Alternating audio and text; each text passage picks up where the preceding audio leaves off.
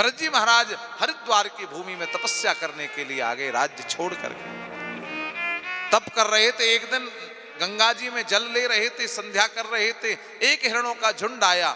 हिरणी गर्भवती थी, बालक गिर पड़ा, बालक को लेकर आए। जीवो जीवस्य रक्षणम, जीव का कर्तव्य है जीव की रक्षा करना। अब आए, बालक में मोह हो गया, आए थे हरिभजन को ओठन लगे कपास।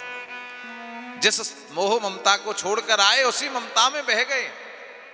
अंते मति सुगति, अंत में हिरण में मोहता जन्म मिला हिरण का, लेकिन फिर भी भजन किया। तीसरा जन्म मिला ब्राह्मण कुल में।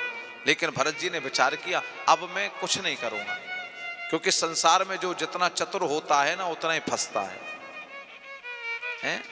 जितनी चतुराई करोगे ना उतना ही फंसोगे। अच्छा एक काम करो, किसी दिन किसी का काम बिगाड़ के देख लो।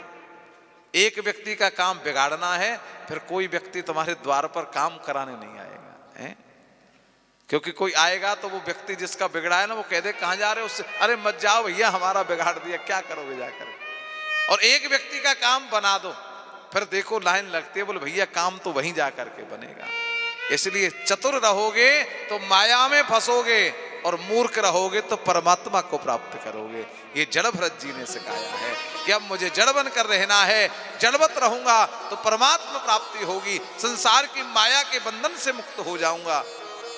भाइयों ने कहा यज्ञोपवीत कराओ, बुद्धि तब खुलेगी। यज्ञोपवीत कराया, लेकिन कमा ने कृष्ण कहने के अलावा इन्होंने कुछ सीखना ही नहीं चाहा। कौन कहता है हमारे नाम नहीं है, लेकिन बिगाड़ दिया हमारे सनातन को। कामा ने कबूतर की जगह अगर बालकों को कामा ने कृष्ण पढ़ाया होता तो कृपा होती।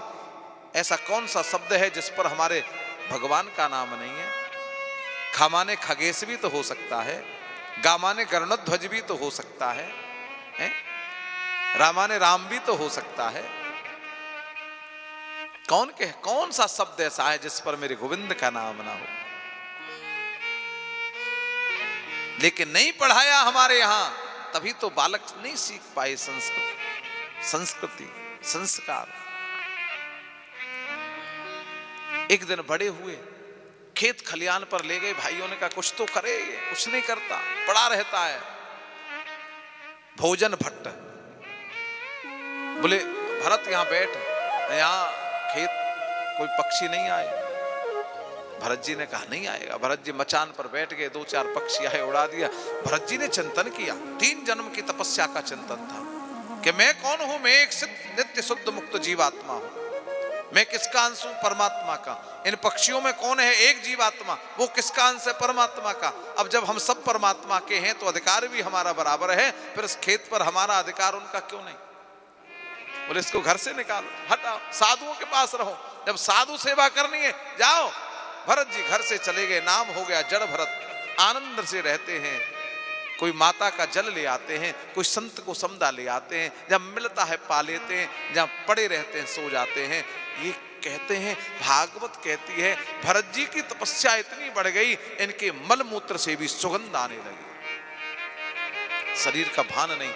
एक दिन कुछ डाकू पकड़ कर ले गए बलि चढ़ाने के लिए। स्नान कराया, भरत जी आनंद में थे। तिलक लगाया, भरत जी आनंद में थे। पूजा की, भरत जी आनंद में थे।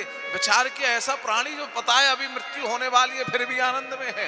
मां भद्रकाली के सामने भरत जी को बिठाया, भरत जी आनंद में थे। खड़ग लेकर के जैसे ही उनके ऊपर चलाया, भरत जी आनंद में थे, लेकिन वो मां भद्रकाली मूर्ति को फाड़ करके प्रकट हो गई।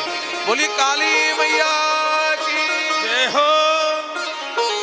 दुष्टों का संहार किया, खप्पर में रक्त लेकर के पान करने लगी मां भगवती काली। भरत से कहा पुत्र तुझे मेरे ऊपर विश्वास नहीं था, जो तूने एक बार भी मुझे पुकारा नहीं, मुझे बुलाया नहीं। भरत जी कहते मां कैसी बात करती हो आप, मुझे आप पर ही तो विश्वास था कि जिसकी रक्षक मेरी मां हो उसका भक्षक कौन बन सकता है। उसी विश्वास के कारण तो मैं आनंद से बैठा था। जब ये विश्वास हो जाए कि मेरी रक्षा वो परमात्मा वो भगवती कर रही है तो मूर्ति को फाड़ करके भगवान प्रकट हो जाते हैं। लेकिन ये विश्वास हमको पहले होना पड़ेगा, पहले विश्वास जागृत